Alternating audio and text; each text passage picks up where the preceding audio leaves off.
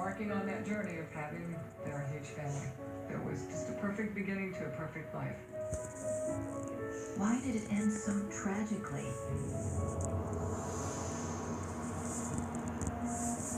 The MacGyver family struggles for answers. Mike's older brother Jim is also in the aviation industry and knows Mike's business better than anyone.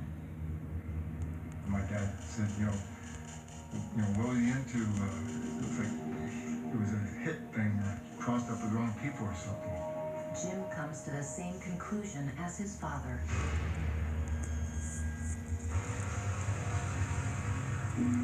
Two weeks before his death, Mike flies to Belize in Central America to see about buying a plane.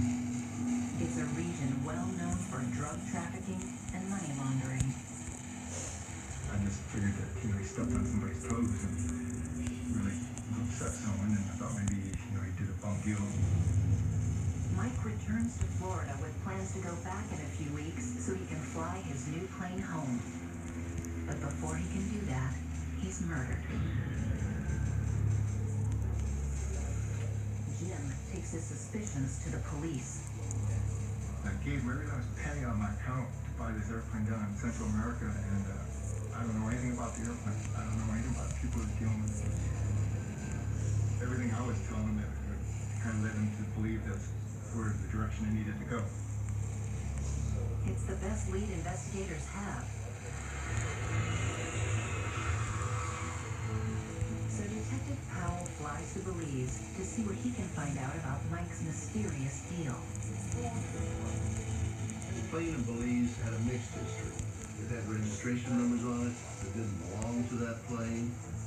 No one was quite certain where it came from, and it had been involved in the drug trade. It was confiscated by the Belize government and sold off, and that's where Mike became involved with it. Buying a plane that used to belong to a drug smuggler may have been a risky move. But Detective Powell discovers something even more troubling. What concerned us most was not that James had loaned his brother money. It was about $17,000 to purchase the plane in Belize. Of more concern was we had understood the plane actually sold for something like $34,000. So where did the rest of the money come from? It didn't come from Mike's bank account. Mike was not bringing a lot of finances with his work. A mysterious plane and questionable financing.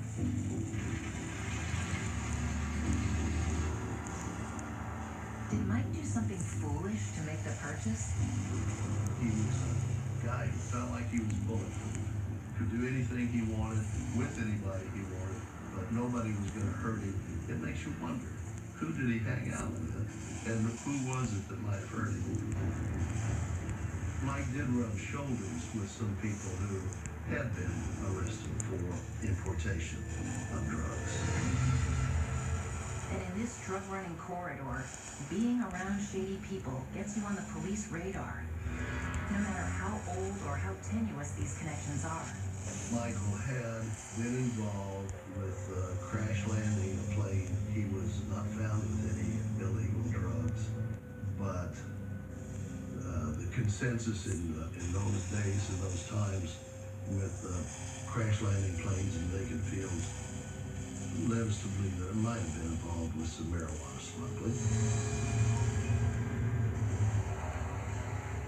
And there's more.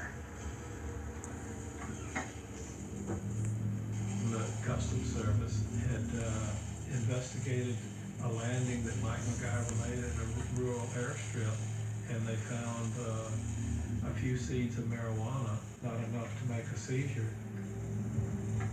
You could conclude that at one time that the whole plane was loaded with it. That raised our suspicion. Stories appear in the local press tying Mike to the drug trade, even though he's never been charged with a crime. His sister Sharon is enraged by the media coverage. My brother wasn't here to defend himself, and the allegations that were not I wonder if there it's been long. were very hurtful, and Been long enough, what? Yeah, It's uncalled for. I don't know. Despite Probably the not. family's claims, Probably not. investigators have trouble seeing Mike as an innocent victim.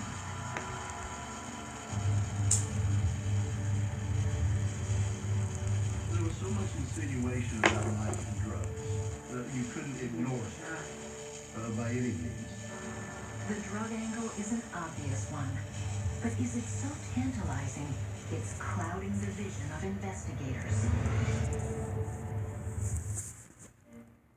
I don't want to lie down. I refuse.